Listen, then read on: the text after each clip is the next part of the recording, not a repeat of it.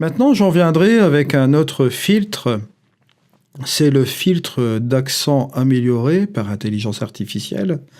On va directement cliquer dessus. Et là, il va analyser automatiquement l'image. Et qu'est-ce qu'il va faire? Il va l'améliorer au niveau de ses contrastes, de ses hautes lumières, de ses ombres. Bon, nous, on l'a déjà fait préalablement avec le filtre de développement RAW. Mais celui-ci va nous apporter quelque chose de supplémentaire. Vous voyez un peu. Et franchement, voilà.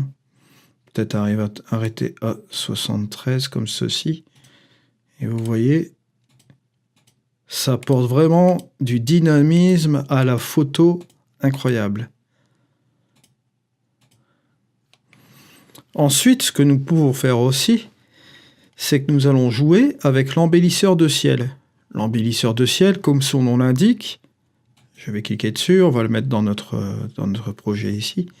Ça va interagir directement sur la partie du ciel. Et c'est par intelligence artificielle aussi également.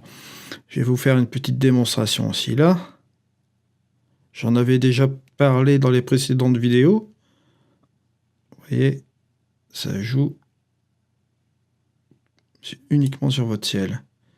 Bien sûr, à contrôler aussi également, parce que bon, on a déjà développé notre photo ici. J'ai déjà joué avec l'accent amélioré par intelligence artificielle.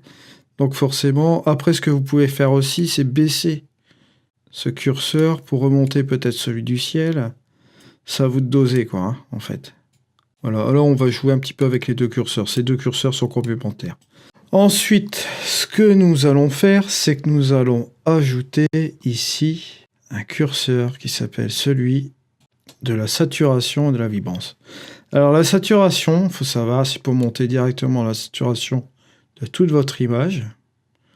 Mais là, en l'occurrence, si on va trop vers la droite, ça va donner un effet assez bizarre.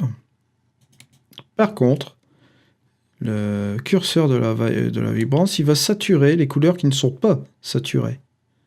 Donc ça, c'est intéressant. Ce curseur est intéressant.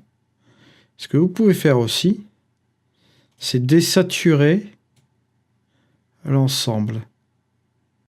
Un petit peu comme ça. Monter simplement les couleurs qui ne sont pas saturées comme ceci. Voilà, comme ça on repense déjà sur un look qui est un petit peu comme ceci à celui-là. Ajouter le filtre ton. C'est la tonalité. Vous allez jouer sur la tonalité. C'est-à-dire que vous avez un curseur ici, le Smart Tone, qui est vraiment super. Là, en fait, vous allez ramener les couleurs les plus sombres en l'amenant vers la droite, comme ceci. Vous allez jouer sur... vous allez plus les exposer. Là, vous jouez sur les ombres, en allant vers la droite. Et sur la gauche, vous jouez plutôt sur les hautes lumières. Vous voyez? Alors, la chose la plus sympa avec Luminaire, si vous décidez, par exemple, d'utiliser le Smart Tone sur les ombres, par exemple, comme ceci, vous pouvez en mettre un ici, un deuxième, voilà. Et vous pouvez jouer aussi également sur la haute lumière, comme ceci.